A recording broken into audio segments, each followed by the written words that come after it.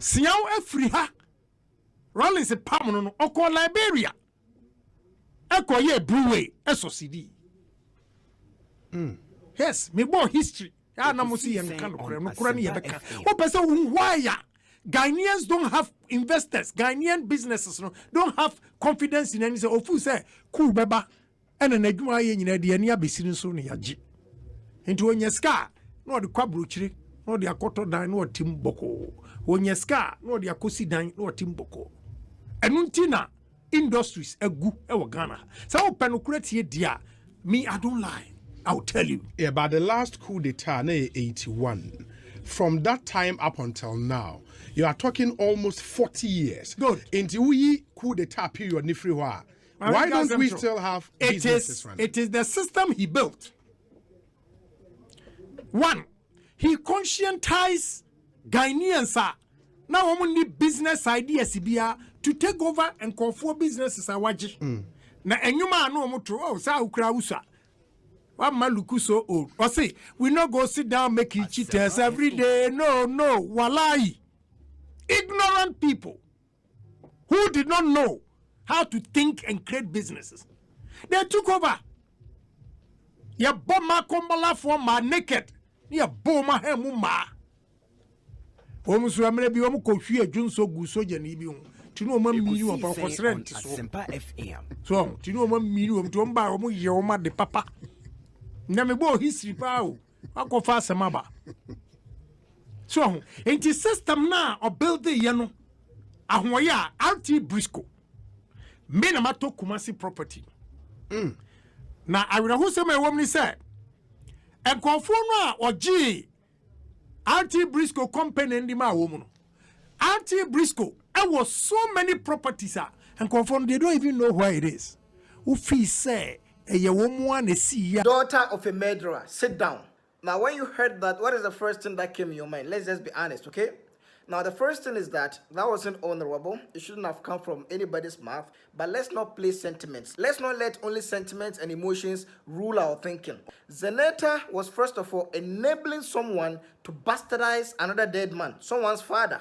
She was busy enabling Tamale Central's MP, that is Honorable Mutala, to insult JB Dankwa, to tarnish the image of a dead man, yeah? But when someone called her daughter of a murderer, you are now emotional, you are now running into sentiment. You see, everything happens for a reason. If she wasn't enabling someone to tarnish the image of another dead man or another man's father, nobody would have referred to her as daughter of a murderer, even though we know for a fact that JJ Rawlins was a murderer. Okay, so let me ask you a simple question. If we have a military ruler today who goes about killing anybody he wants based on his own definition, what would you call him? What are you going to call him? He's doing a service for this nation by killing people. How does that make sense?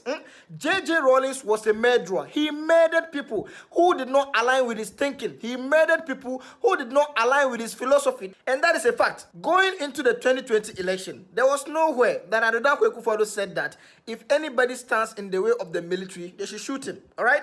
But because this death was caused under his government, people were quick to calling him a murderer. The NDC has engaged in using more painful words, more harsh words on Akufo-Addo than any president this country has ever witnessed. And then when they were given the opportunity to at least withdraw, when they were given the opportunity to at least be honorable, to at least act diplomatic, yeah, they said that no, that is their opinion. They stand on it. It is my opinion that JJ Rawlins was a murderer. And there are facts to it. He killed people with no reasons. He killed people just simply because they did not align with his philosophies. It is a fact. And I don't need any concrete evidence to defend my claim. Because going by Sam George's defense, he told us that all the names he called Akufo-Addo, all the names he called our judges, all the names he called the Chief Justice, he said that they were founded on reasons. Yeah? Even though he did not present any reason. He was on record. He was on oath. He did not present any evidence. And I'm not on oath. And I can't call JJ Rawlins a murderer. And that is a fact.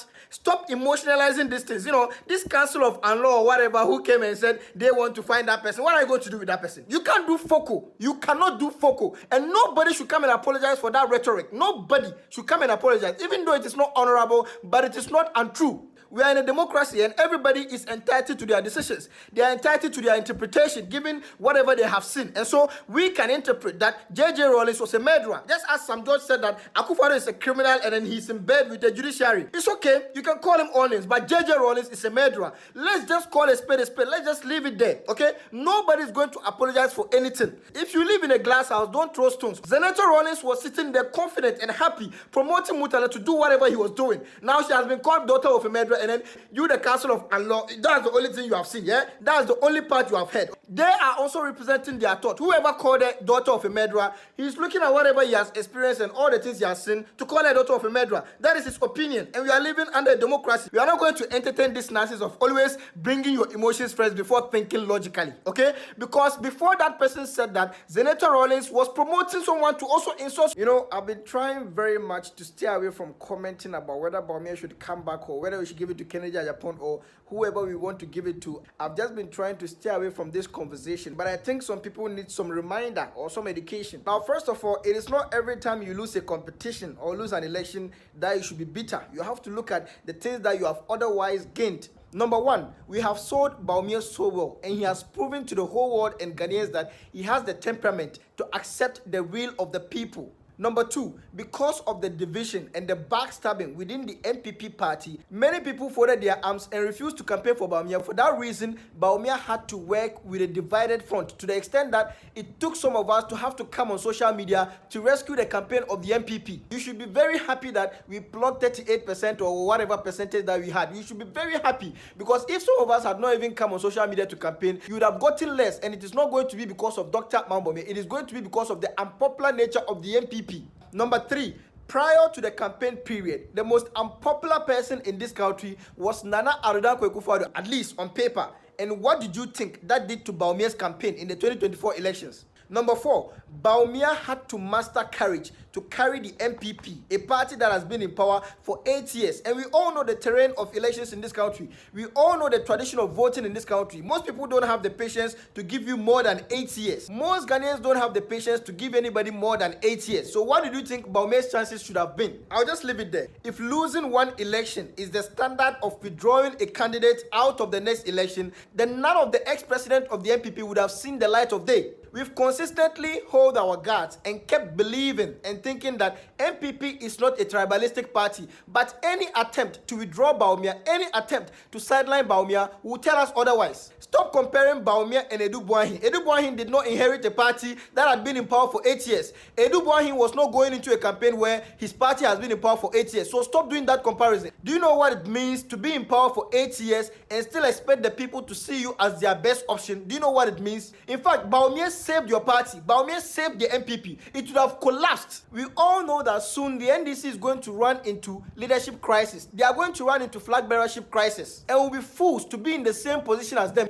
because they already have an advantage on us. They are already in an advantage position. The best thing for us is to decide on who our candidate is going to be, so that in the next 3 years we are not going to have any brouhaha as to who is going to lead the party again. We are not going to divide ourselves again. We are going to be on a united front as a party. Otherwise, the NDC will beat us again in 2028. You sit down in Ashanti region with your entitlement and thinking that the party belongs to you. If you all leave the party, you hold your party and see if Ashantis alone can make you win the election in this country. You guys should keep on fooling yourself and keep on doing the bidding of someone. We will see.